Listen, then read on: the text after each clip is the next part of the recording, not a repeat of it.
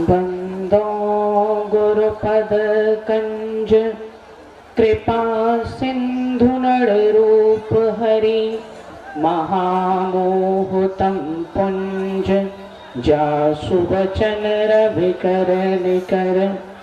मेरा मुझ में कुछ नहीं, जो कुछ है गुरु तौर, तेरा तुझको सौंपते क्या लागेगा मोर।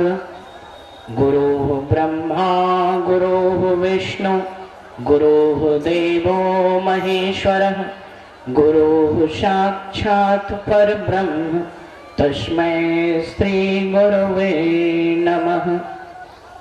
धन्य धन्य सद्गुरु सुखद महिमा कही न जाय, जो कुछ कहूँ तुम्हारी कृपा मोते कछु न वसाय। मंगल मूर्ति सद्गुरु मिलवै सर्वाधार, मंगलमय मंगल करण बिनवो बारंबार। गुरु मूर्ति गति चंद्रमा सेवक नयन चकोर, आठ पहर निरखत रहे गुरु मूर्ति की ओर। सात समुद्र की मसी करो लेखन शब बन राय, धरती सब कागज करो गुरु गुण लिखा न जाए। तीन लोक नौ खंड में गुरु से बरा न कोय, करता करे न कर सके गुरु करे सो होय। गुरु साहब करि जानिए रहिए शब्द समाय, मिले तो दंडवत बंदगी नहीं पल पल ध्यान लगाए। गुरु गोविंद दो एक हैं दूजा सब संसार, आपा मेटे हरि भजे तब पावे दीदार। मंत्र मूलं गुरु वाक्यम, पूजा मूलं गुरु पदम, ध्यान मूलं गुरु मूर्ति, मोक्ष मूलं गुरु कृपा। खिले कमल की पंखुरियों सम, नयन सुशोभित है अविराम। महर्षि में ही महान गुरुवर, चरणों में बार प्रणाम, चरणों में बार प्रणाम।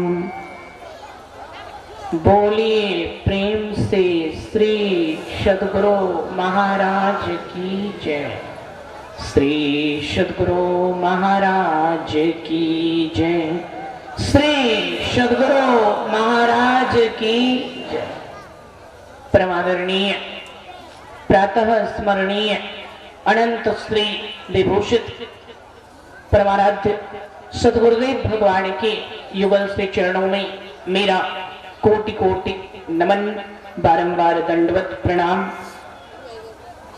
व्यक्त रूप में उपस्थित मुदमंगलमय साधु समाज, श्रद्धेय महात्मागण, मंचासीन विद्वत प्रवण वरिष्ठ जन, उपस्थित सत्संग अनुरागी महानुभावों, प्यारे बच्चों, भारत के भविष्य स्वरूप युवा बंधुओं एवं अनुभव ज्ञान की प्रतिमूर्ति गांधी, बुद्ध तथा विवेकानंद के आचरणों को चरितार्थ करने वाले पिता तुल्य बुजुर्गों तथा शक्ति स्वरूपा, देवी स्वरूपा सीता, अनुसुईया और सावित्री के चरित्रों को चरितार्थ करने वाली, इन आचरणों को सत्य सिद्ध करने वाली आदरणीय माताओं तथा मीराबाई, सरजोबाई और लक्ष्मीबाई सदृश विशालता की पराकाष्ठा पुण्यवती, भक्तिमती, धर्मशिला बहनों और मानव जीवन का सबसे महत्वपूर्ण कर्म करने के लिए, सबसे महान कर्म करने के लिए, सबसे पवित्र कर्म करने के लिए, सबसे उत्तम कर्म करने के लिए, सबसे उच्च कोटि का कर्म करने के लिए, सबसे मंगलमय कर्म करने के लिए, सबसे पवित्रतम कर्म करने के लिए, सर्वोत्कृष्ट कर्म करने के लिए एकत्रित हुए, उपस्थित हुए आए हुए, पधारे हुए, विद्यमान हुए, विराजमान हुए, प्रतिष्ठित हुए, मौजूद हुए, आसीन हुए, हाजिर हुए, स्थान ग्रहण किए हुए, बैठे हुए समस्त श्रोतागणों, और भी जहां तक इस ध्वनि विस्तारक यंत्र के माध्यम से मेरी ये ध्वनि जा रही है, आप सबों की जीवात्मा में बसे हुए उस परम प्रभु परमात्मा को, सत्य स्वरूप सच्चिदानंद को मेरा कोटि कोटि नमन। आप सबों को मेरी ओर से बारंबार दंडवत प्रणाम। यत्र तत्र से आप सभी ज्ञान लाभ लेने हेतु यहाँ एकत्र हुए हैं।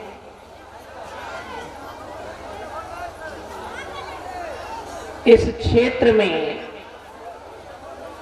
जब भी मेरा आना होता है, आप सब लोगों का भरपूर प्रेम मुझे प्राप्त होता है और आपकी ये संख्या, आपकी आध्यात्मिक उन्नति, आराध्य देव के प्रति आपके समर्पण और मेरे प्रति भी आपके विशेष स्नेह का प्रतीक है, जिसके लिए यहाँ आए हुए समस्त श्रोतागण धन्यवाद और साधुवाद के पात्र हैं। क्योंकि श्रोता वक्ता सकल निधि कथा राम के गूढ़, यानी किसी भी कुशल से कुशल वक्ता की गरिमा उनके श्रोताओं से मापी जाती है। अर्थात यदि आप लोगों का स्नेह वैसा है तभी मैं आज यहाँ बैठा हुआ हूँ। यद्यपि मेरे आगे माइक है, मैं इस योग्य नहीं हूं, लेकिन आप लोगों ने देखा होगा छोटे बच्चे को जब प्यार से उसके माँ बाप अपनी पीठ पर बैठा लेते हैं तो बच्चा अपने पिता से भी ज्यादा ऊंचा दिखने लगता है। उसी प्रकार आप लोगों का इतना प्रेम मिला, इतना प्यार मिला कि आप लोगों ने मुझ जैसे एक साधारण बालक को यहाँ बैठा दिया। जन्म में ही जनार्दन बसते हैं और नर में ही नारायण बसते हैं। आपका स्नेह, आपका आशीर्वाद और मेरे प्रति, आराध्य देव के प्रति, संत मत के प्रति, इस सत्संग कार्यक्रम के प्रति आपका विश्वास सराहना और प्रशंसा के योग्य है। जितनी संख्या में आप लोग यहाँ एकत्रित हैं, उसके आधे अनुपात में भी यदि आप लोगों के सुसंस्कार में वृद्धि हो जाए तो मैं समझूंगा कि मेरा भी यहाँ आना सफल हो गया और आप लोगों का भी यहाँ आना सफल हो गया। तो आप लोग शांति और धैर्य का परिचय देते हुए कथा प्रसंग को, सत्संग प्रवचन को श्रवण करें। मंच पर जो भी हमारे वरिष्ठ जन उपस्थित हैं इस संत भक्त सत्संग के कार्यक्रम में, उनका भी अभिनंदन है। हमारे बीच माननीय हरि नारायण बाबू उपस्थित हैं, जो कि मुझे ज्ञात हुआ है कि विधायक प्रत्याशी हैं, उनका भी स्वागत है, अभिनंदन है। इसके अतिरिक्त हमारे बीच माननीय मुखिया जी उपस्थित हैं, राम कृपाल विश्वास जी, इनका भी अभिनंदन और स्वागत है। और भी इस मंच पर जो सम्माननीय और गणमान्य जन उपस्थित हैं, आप सबका स्वागत है और आराध्य देव से प्रार्थना है कि आप सब पर आराध्य देव की कृपा दृष्टि बनी रहे, उनका आशीष प्रत्यक्ष अथवा अप्रत्यक्ष रूप से आप सबको प्राप्त होता रहे। क्योंकि हमारी संस्कृति क्या है? सर्वे भवन्तु सुखिनः, सर्वे सन्तु निरामया, सर्वे भद्राणि पश्यन्तु, माँ कश्चित् दुख भाग भवेत्। अर्थात हमारी संस्कृति सिखाती है सभी सुखी रहें, सभी प्रसन्न रहें, सभी आनंदित रहें, सबका मन निर्मल रहे। और हमारी संस्कृति सिखाती है कि तमसो मां ज्योतिर्गमय, तम अर्थात अंधकार और ज्योति अर्थात प्रकाश। हम लोग अज्ञानता के अंधकार से ज्ञान रूपी प्रकाश में जाएं, जिससे कि हमारा कल्याण हो सके। आज जो आप लोग यहाँ बैठे हुए हैं, आपको पता है आप सबसे बड़े यज्ञ में उपस्थित हैं। सबसे महान यज्ञ के यजमान बनकर आप लोग यहां बैठे हुए हैं। मैं नहीं कहता हूं, गीता में भगवान श्री कृष्ण ने कहा था, हे अर्जुन, द्रव्य यज्ञास तपो यज्ञास योग यज्ञास तथा पड़े 100 अध्याय ज्ञान यज्ञाश्च यत्य संस्कृत व्रत। हे पार्थ, संसार में मुख्य रूप से यज्ञ 4 प्रकार के होते हैं। कुछ लोगों के लिए द्रव्य यज्ञ है, कुछ लोगों के लिए तपो यज्ञ है, कुछ लोगों के लिए योग यज्ञ है और कुछ लोग ज्ञान यज्ञ को महत्वपूर्ण मानते हैं। अर्जुन ने पूछा, ये 4 प्रकार के जो यज्ञ हैं इनका वर्णन कीजिए। तो भगवान ने कहा, सबसे पहला और सरल होता है द्रव्य यज्ञ। द्रव्य का अर्थ है धन। धन को खर्च किया, मेला लगा लिया, हवन कुंड में आहुतियां डाल दी, कर्म कांडात्मक पूजा पाठ करवा लिया, ये हो गया द्रव्य यज्ञ। द्रव्य यज्ञ करने वालों की संख्या सबसे अधिक होती है, अधिकतर लोग द्रव्य यज्ञ करवाते हैं। दूसरा होता है तपो यज्ञ, इसमें ध्यान और तपस्या का मार्ग का आश्रय लिया जाता है। तीसरा होता है योग यज्ञ, इसमें अष्टांग योग की साधना की जाती है और श्वासों के आने जाने की गति पर ध्यान को केंद्रित किया जाता है। प्राणों में प्राणों का हवन किया जाता है, इसको कहते हैं योग यज्ञ। और चौथा होता है ज्ञान यज्ञ। तो अर्जुन ने पूछा था कि प्रभु, इन चारों यज्ञों में सबसे महत्वपूर्ण यज्ञ कौन सा है? श्री कृष्ण ने कहा था, हे अर्जुन, न ही ज्ञानेन सदृशम पवित्रम ही विद्यते अपि चेदसि पापेभ्यो सर्वेभ्यः पाप कृतम सर्वं ज्ञान पल्लवे नैव वर्जिनम संतरिष्यसि। अर्थात हे पार्थ, इस संसार में ज्ञान के समान महत्वपूर्ण दूसरा कुछ नहीं है। सम्मान किसी व्यक्ति या किसी प्राणी का नहीं होता, सम्मान ज्ञान का होता है। पार्थ, यदि तुमने सब पापियों से भी कहीं अधिक पाप किया हो, तब भी तू ज्ञान की नौका में बैठकर पाप के समुद्र को सरलता से ही पार कर सकता है। अर्थात ज्ञान के समान पवित्र करने वाला इस जगत में दूसरा कुछ नहीं है। आप लोग अभी जिस यज्ञ में बैठे हुए हैं, ये कौन सा यज्ञ है? द्रव्य यज्ञ नहीं है, तपो यज्ञ नहीं है, योग यज्ञ नहीं है। यहाँ आपको जीवन जीने की कला सिखाई जा रही है। शरीर त्यागने के बाद पारलौकिक कल्याण कैसे होगा, वो ज्ञान भी दिया जा रहा है। यानी लौकिक और पारलौकिक दोनों प्रकार का ज्ञान यहाँ आपको मिल रहा है। यानी ये ज्ञान यज्ञ है। अर्थात चारों प्रकार के यज्ञों में जो सब यज्ञों का राजा है ज्ञान यज्ञ, उसी ज्ञान यज्ञ के यजमान बनकर अभी आप बैठे हुए हैं। आपको कोई और यज्ञ करने की आवश्यकता नहीं है, यदि आपने ज्ञान यज्ञ को सही अर्थों में कर लिया तो इसलिए हम लोग जिस आश्रय से यहां एकत्रित हुए हैं, उस आश्रय को, उस उद्देश्य को, उस हेतु और ध्येय को अपने ध्यान में रखें कि हमें ज्ञान की प्राप्ति करनी है और उस ज्ञान से अपनी विकृतियों का, अपनी बुराइयों का, अपनी भ्रांतियों का, अपनी कुत्सितताओं का, अपनी निकृष्टताओं का, अपने द्वंद्वों का, अपने विकारों का, अपने व्यथाओं का, अपने क्लेशों का नाश करना है हमें। ये हमारा उद्देश्य है।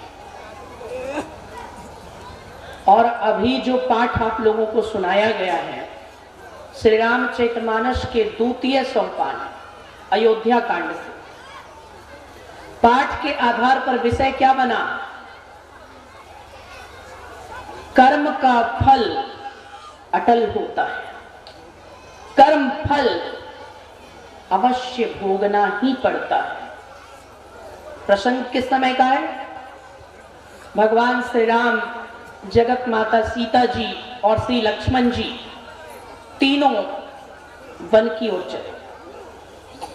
अयोध्या वासियों को छोड़कर राम जी आगे बढ़े और श्रृंगवेरपुर राज्य, जहां अयोध्या की सीमा समाप्त हुई, निषादों के राजा थे निषाद राज गुह। उनकी राजधानी थी श्रृंगवेरपुर। श्रृंगवेरपुर के वन प्रांत में राम जी ने डेरा डाला। अब समझिए ये राम कौन है, राम भगवान क्यों कैसे कहलाए। राम, किसी विद्वान ने कहा, मैं उस राम को जानता हूं जो राम सबरी के भी हैं, निषाद के भी हैं, जो राम पक्षियों के भी हैं, जो राम वानरों के भी हैं, जो राम भालुओं के भी हैं, और जो राम राक्षसों के भी हैं, और वही राम देवताओं के भी। सबका उदाहरण मिला। नीच से नीच लोगों के भी राम उतने ही प्रिय हैं। निषादों के भी राम, केवट के भी राम। निषादों के राजा गुह का कल्याण किया, केवट का कल्याण किया उसकी नौका में बैठकर। भीलनी, अत्यंत नीच जाति की स्त्री शबरी, सबरी के भी राम। गिद्ध, एक निकृष्ट पक्षी, उसको भी अपनी गोद में रखकर उसका भी अंतिम संस्कार किया। पक्षियों के भी राम। वानर, आजकल वानर को देखकर लोग डंडा मारते हैं। इसी वानर की सेना लेकर राम ने लंका पर चढ़ाई कर दी। तो वानरों के भी राम, सुग्रीव, हनुमान आदि वानर योग। भालुओं के भी राम, जामवंत कौन थे, भालू थे। भालुओं के भी राम। राक्षसों के भी राम, विभीषण कौन थे, राक्षस थे। राक्षसों के भी राम और देवताओं के भी राम, ऋषि मुनियों के भी राम। राम कौन, तो राम सबके लिए एक जैसे, किसी के साथ राम ने भेदभाव नहीं किया। जब तक भेदभाव का विकार मन में हो, इंसान इंसान ही रहेगा, वो कभी भगवान नहीं बन सकता। भगवान वो होते हैं जो सबके लिए एक जैसे, न कोई छोटा है, न कोई बड़ा है, न कोई ऊंच है, न कोई नीच है। जाके रही भावना जैसी, प्रभु मूर्ति देखई तिन तैसी। जिसकी जैसी भावना होती है उनके लिए वैसे ही होता है, सबके।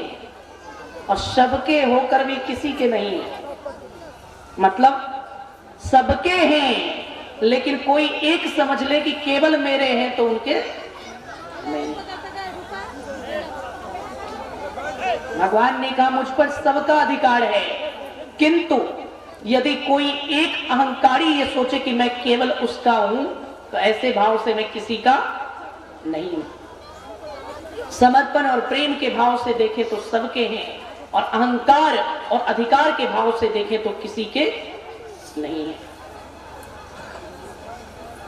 तो कहते हैं निषादों के राजा से राम जी की मित्रता थी। जब निषादों के राजा राम जी से मिले तो उन्होंने देखा इतने बड़े राज्य के राजकुमार, अयोध्या के राजकुमार और तपस्वी के वेश में, कुछ समझ में नहीं आया।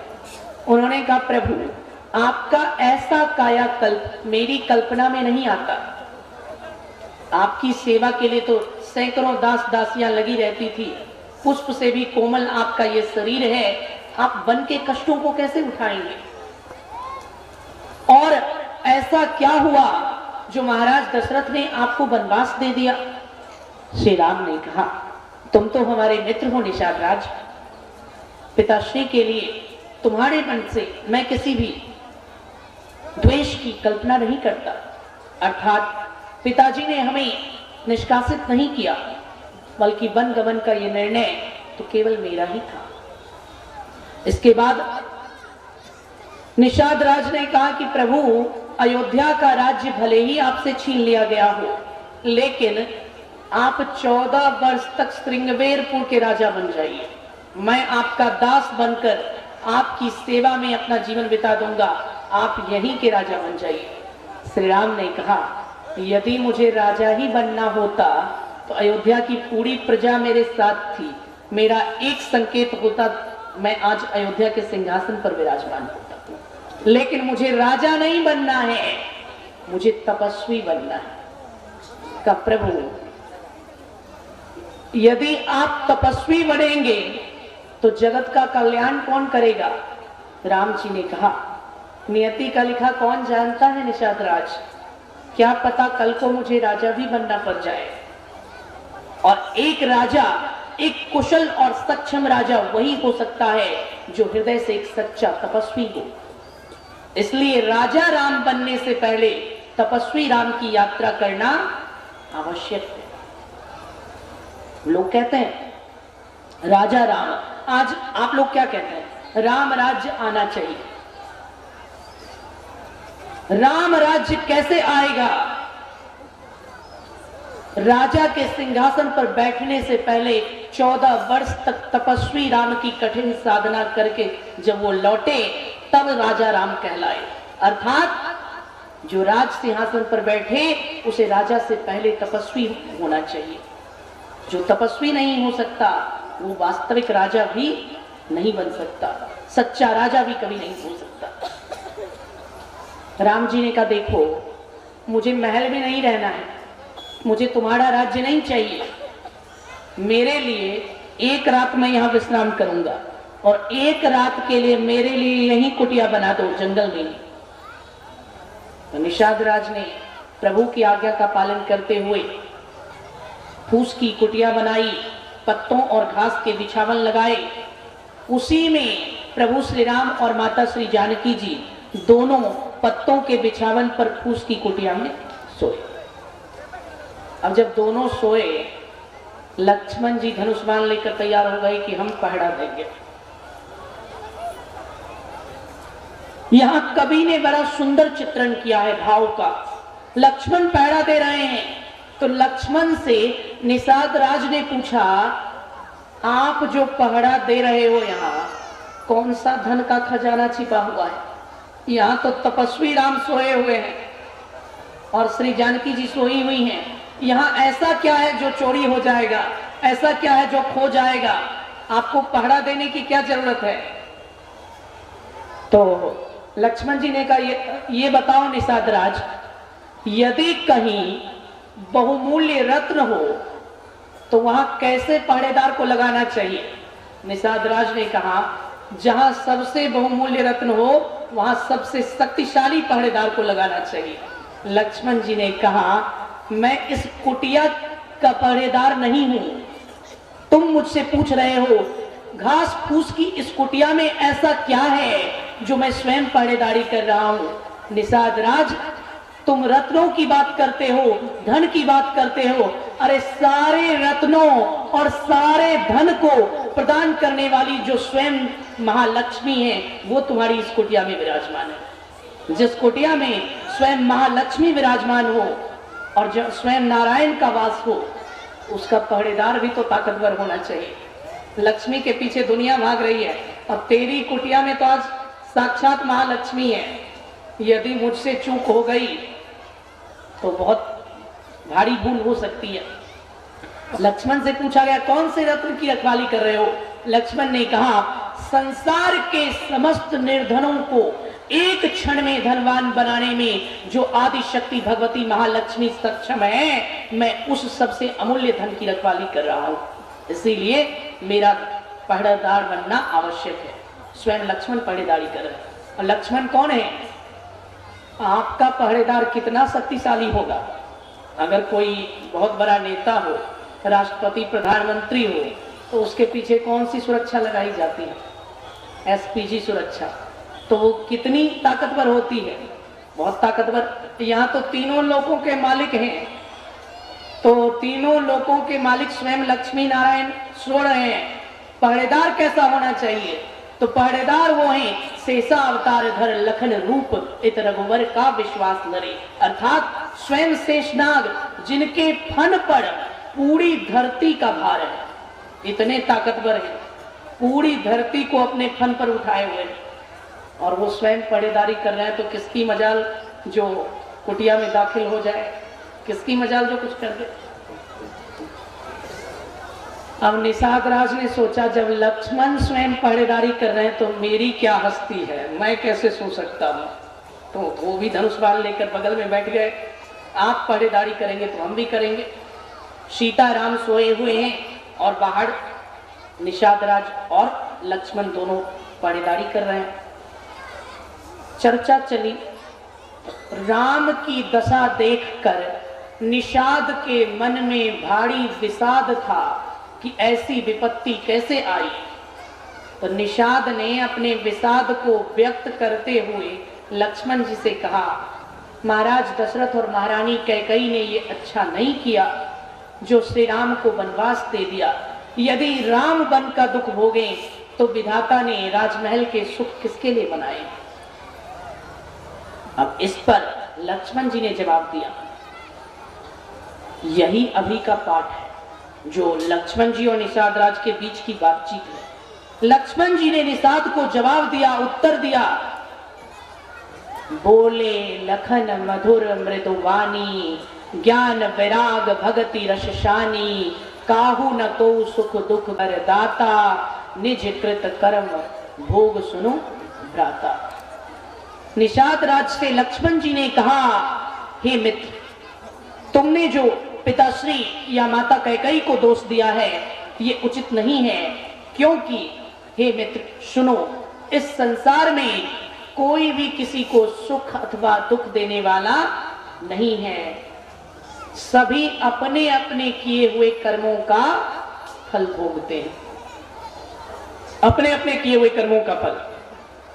अब लोग कहेंगे, सवेरे ही आप सुना रहे थे भगवान से कोई पाप नहीं होता है, तो राम जी को ऐसा कौन सा कर्म फल लग गया जो कि दुख भोगने लगे।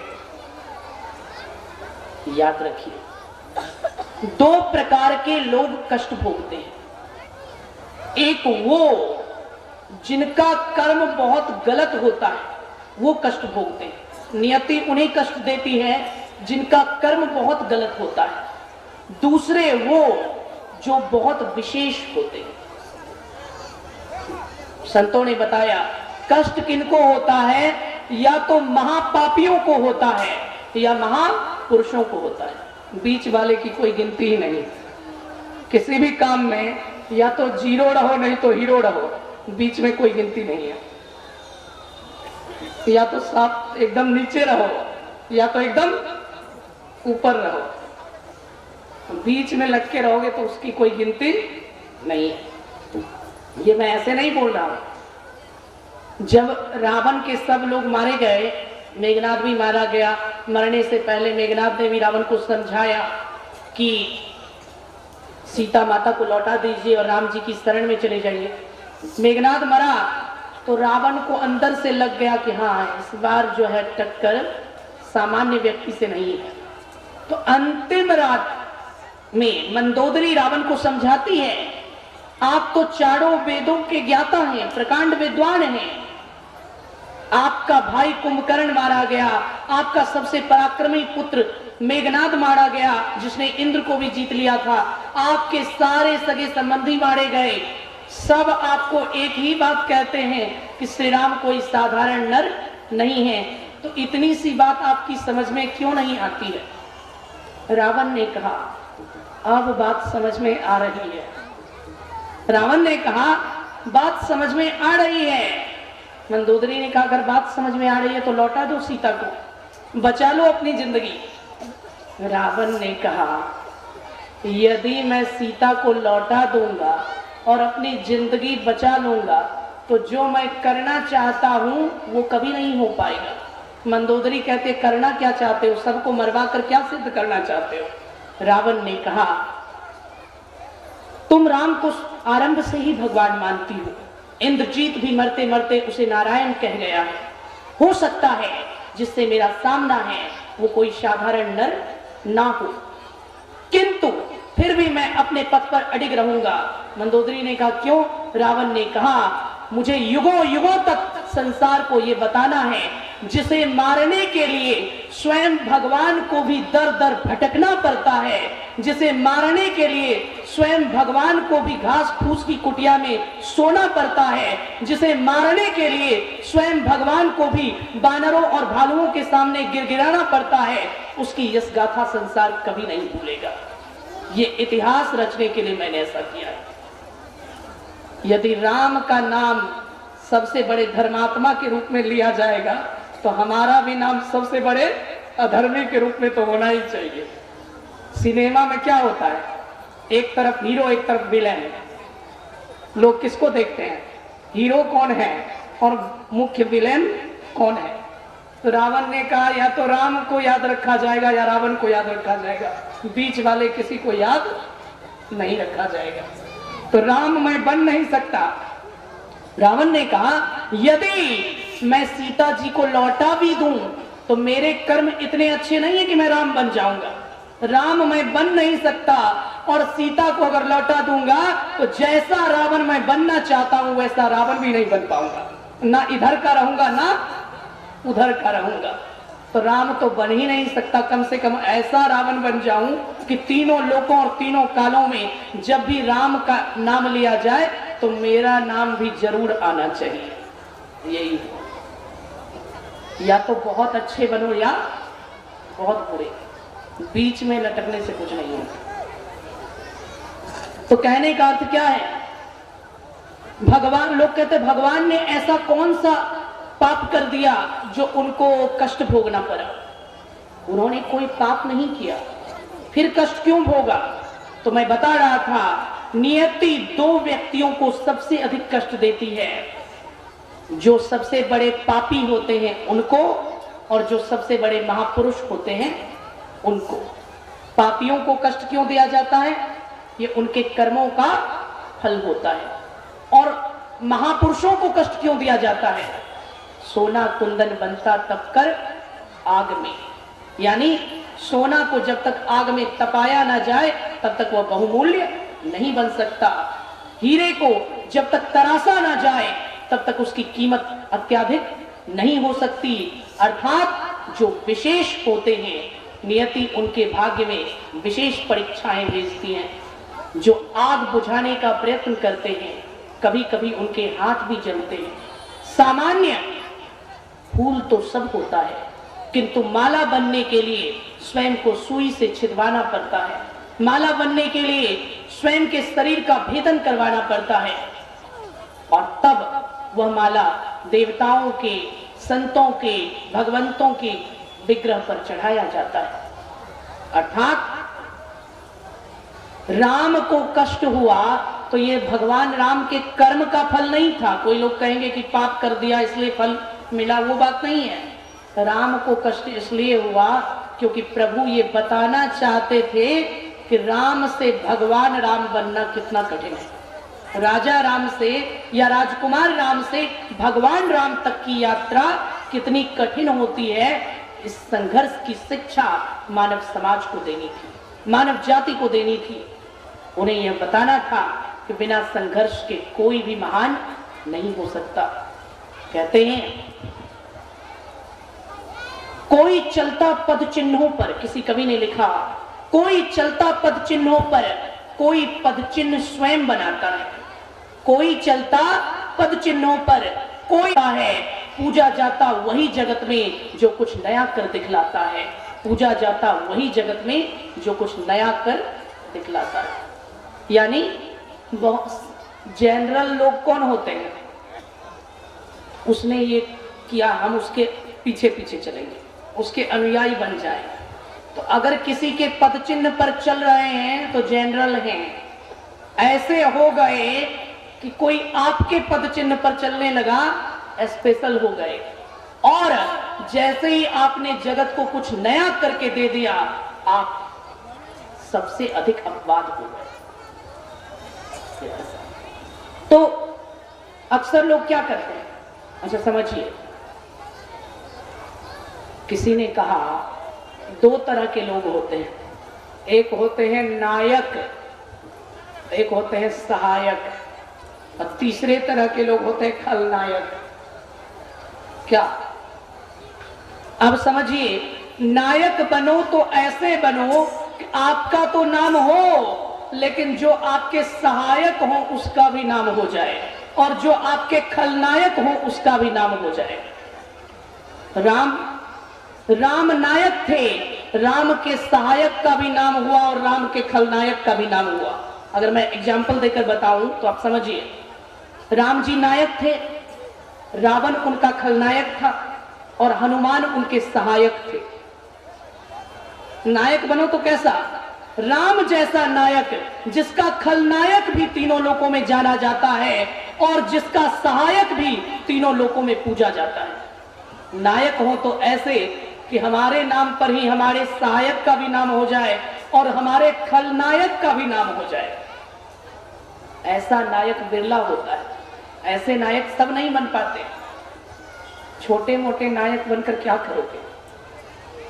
किसी भी चीज में अगर पहुंचो तो उसके चरमोत्कर्ष पर, उसकी चरम सीमा पर,